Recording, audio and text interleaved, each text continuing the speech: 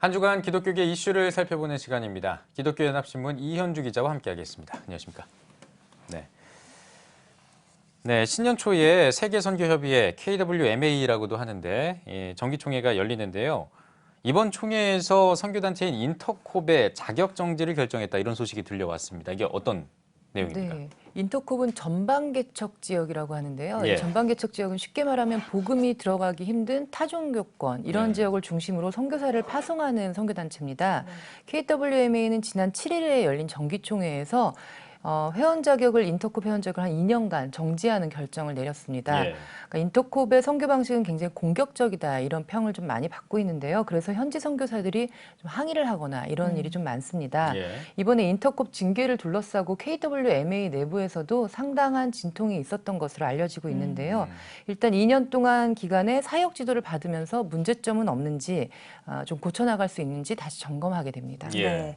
인터콥에 대한 자격 정지와 신학 지도 결정이 난 게 이번이 처음은 아니죠. 네, 인터콥에 대한 지도는 이번이 처음이 아니고요. 2011년에 2년간 지도를 한 적이 있습니다. 네. 그때 당시에 KWMA에서 활동하는 법인 이사들 일부가 인터콥 자문위원으로 활동하면서까지 신학적 문제를 해소하는 데 굉장히 주력을 해왔습니다. 예. 그런데 이번 지도는 당시보다 조금 강경하다 이렇게 볼 수가 있는데요. 네. 사역 지도 기간 동안 확실하게 변화가 되지 않으면 제명하겠다 이런 내용까지 포함이 되어 있습니다. 다시 말해서 마지막 경고다 뭐 이렇게 볼 수 있겠죠. 네, 뭐 인터콥에 대한 이단 시비나 또 이제 선교에 대한 논란이 끊이지 않는 걸로 알고 있는데요. 그렇다면은 KWMA가 어떤 문제가 있다고 판단을 했을까요? 일단은 다른 선교단체나 그 현지 선교지에 있는 선교사들과의 갈등이 가장 중요한 문제 같은데요. 예. 지난해 5월에 파키스탄에서 사업비자로 활동하던 중국인 2명이 IS에 의해서 피살당했던 사건이 있었어요. 예, 예. 기억나실지 모르겠는데 예. 이때 이제 이들이 전통 이슬람 국가인 파키스탄에서 거리 전도를 했다 이런 의혹을 받았고 이들이 인터콥에 속했다 이런 보도가 나간 적이 있었습니다. 예. 물론 뭐 인터콥은 이런 의혹을 부인을 했습니다. 그래서 KWMA가 이에 대한 조사를 요청받아서 진행을 했는데 인터콥은 중국인 피살 선교사는 우리와 관련이 없다 이렇게만 답변을 했고요. 조사에 응하지 않았습니다.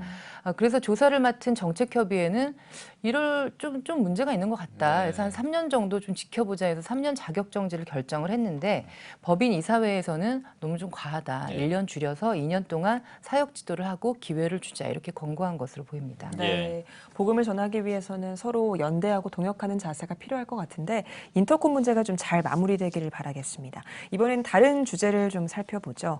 종교인 과세가 시행된 지 1년이 지났는데 여전히 목회자들 사이에서 어려움을 호소하는 분들도 있고요. 어떤 내용을 좀 목회자들이 살펴봐야 할까요? 네, 지난 1년 동안 이제 세금 내시느라고 고생들 아마 많이 하셨을 거예요. 예. 근데 세금을 내신 목사님들 또 지금 체크하셔야 될 게 있습니다. 하나는 연말정산이고요. 하나는 지급 명세서 제출입니다. 예. 연말정산은 이제 13월에 월급이라고 하는데요. 월급의 소득보다 세금을 많이 낸 경우에는 돌려받기도 하고 예. 그리고 세금을 너무 조금 냈다 싶으면 또 가져가기도 합니다. 예. 그래서 직장인들은 이때 아주 가슴 조이는 기간인데 이달 15일에 시작이 돼서 2월 말까지 국세청 홈택스를 통해서 신청을 완료해야 됩니다. 예. 저 같은 직장인은 연말정산에 좀 익숙한 편이지만 목사님 같은 종교인들은 좀 혼선이 예상이 되는데요. 종교인들은 연말정산 세액공제에 필요한 영수증이나 증빙 서류를 갖추고 종교단체는 이를 국세청에 제출해야 됩니다. 예. 작은 교회들은 좀 익숙하지 않기 때문에 관심을 가지고 그 국세청에 한번 물어보시면 좋을 것 같습니다. 예. 네. 근데 이 연말정산은 세금을 좀 많이 낸 그런 분들에게 좀 적용되는 게 아니냐 이런 생각을 네. 좀 할 수도 있잖아요. 다들 뭐 나한테까지 무슨 연말정산이 돌아올 예. 게 있어 이제 이렇게 생각하실 수 있는데요. 예. 좀 중요하게 기억해야 하실 게 연말정산을 하지 않더라도 반드시 지급명세서를 작성해서 제출해야 된다고 하는데요. 예. 지급명세서를 제출하지 않을 경우에는 가산세가 부과될 수도 있다고 합니다. 예. 그러니까 지급명세서는 종교단체가 매달 또는 반기별로 원천징수를 하면서 국세청에 신고한 원천징수 이행상황 신고서를 구체적으로 누구에게 얼마나 지급했는지 나타내는 서류입니다. 예. 기타 소득 또는 근로소득을 낸 분들은 3월 10일까지 제출해야 된다고 합니다. 예. 그런데 목회 활동비 이런 것들은 비과세로 하기로 하지 않았나요? 네, 맞습니다. 종교인 과세 제도를 시행하면서 지급 명세서에 기재되는 종교활동 고유 목적의 목회 활동비에 대해서는 비과세하기로 했습니다. 네. 하지만 아직 교회에서 재정 규정이 없거나 목회 활동비 지급 기준이 마련되지 않은 경우에는 빨리 마련을 해야 되고요. 예. 관련된 증빙 요건을 갖춰야 됩니다. 목회 활동비가 비과세되는 것은 맞지만요. 목회자 개인에게 지급한 경우에는 반드시 신고를 해야 되고요.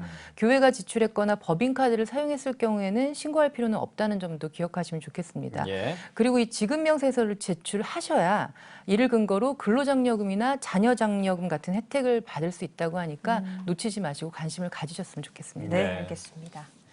지난해 종교인 과세가 처음 시행된 만큼 이번 달에도 다소 혼란이 있을 것 같은데요. 이현주 기자가 설명해 준 내용이 도움이 될 것 같습니다. 오늘 수고하셨습니다.